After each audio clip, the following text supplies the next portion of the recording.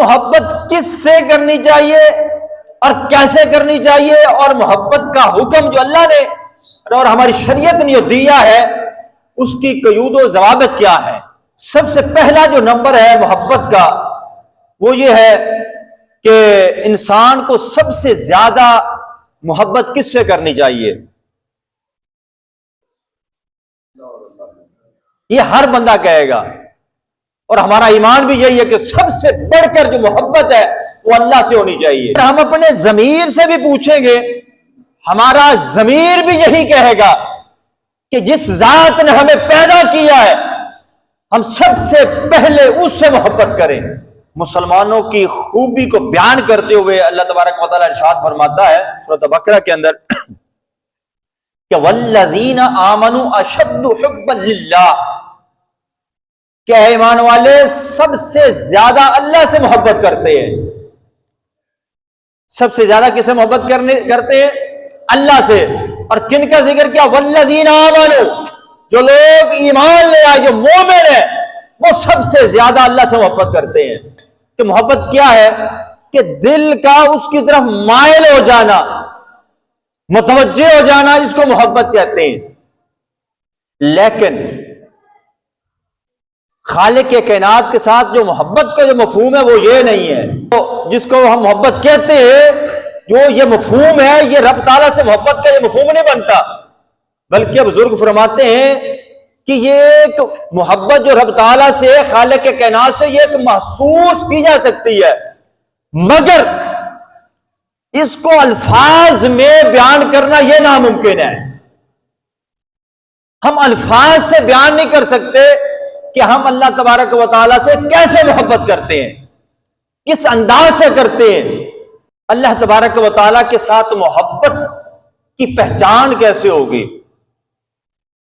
ہم محبت کا آپ بھی دعویٰ کرتے ہیں، میں بھی دعویٰ کرتا ہوں، پوری کائنات جتنے بھی مومنین ہیں، مسلمان ہیں، کلمہ گو ہیں، وہ اللہ سے محبت کا دعویٰ کرتے ہیں، لیکن اس کی پہچان کیسے ہوگی کہ وہ محبت کے دعوے میں وہ صادق بھی ہے یا کاذب ہے، وہ سچا ہے یا جھوٹا ہے؟ اب اس کے چند تقاضے ہیں، وہ آپ کے سامنے میں پیش کرنا چاہتا ہوں۔ پہلا محبت کا تقاضا کیا ہے رب تعالیٰ سے؟ کہ رب تعالیٰ کی تعظیم کی جائے۔ دوسرا تقاضا یہ ہے کہ وہ اس کے قرب و رضا کا طلبگار رہے، ہر وقت اس کے دل میں یہ خیال رہے کہ میں ایسے کام کروں کہ میں رب تعالیٰ کے قریب ہو جاؤں۔ تیسرا تقاضا یہ ہے محبت کا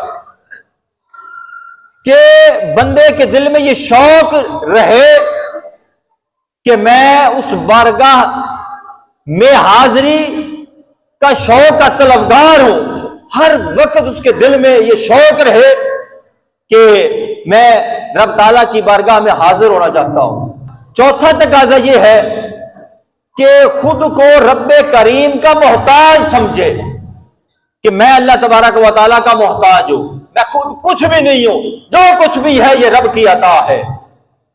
علم دیا تو اللہ کی عطا ہے، رزق دیا تو وہ بھی اللہ کی عطا ہے، عہدہ دیا تو جو وہ بھی اللہ کی عطا ہے، اگر ہم نماز پڑھتے ہیں یہ بھی اللہ کی عطا ہے، روزے رکھتے ہیں یہ بھی اللہ کی عطا ہے، ہم صدقہ و خیرات کرتے ہیں تو یہ بھی کیا ہے؟ اللہ کی عطا ہے۔ یہ کوئی نہ کہے میں نے دیا، تو کون ہوتا دینے والا؟ اگر اب تجھے توفیق نہ دیتا تو کیا تھا؟ تو کیا کر سکتا تھا؟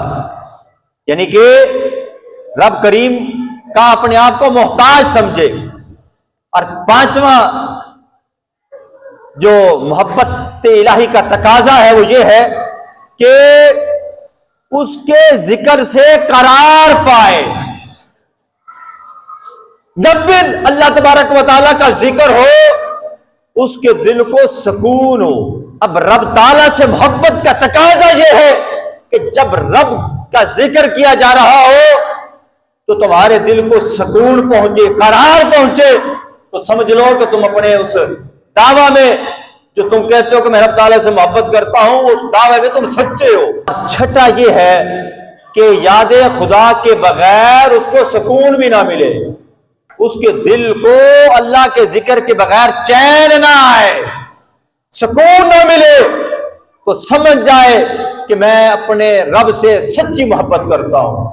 ساتواں تقاضا یہ ہے وہ اللہ تبارک و تعالیٰ کے حکم پر بھی وہ عمل کرے،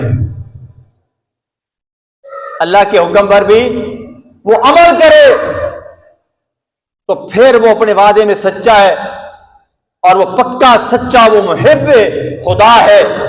اگر وہ کہتا ہے میں رب تعالیٰ سے محبت کرتا ہوں لیکن وہ اللہ کا ذکر نہیں کرتا، دل میں کوئی چاہت نہیں ہے، اس کے ذکر کے بغیر بھی وہ کہتا ہے میں بڑا پرسکون ہوں اور غفلتوں میں پڑا ہوا ہے اور اللہ کا حکم بھی نہیں مانتا، اور پھر کہے کہ میں اللہ سے محبت کرتا ہوں، وہ خدا کی قسم ہے وہ اس تقاضوں کے مطابق وہ جھوٹا ہے۔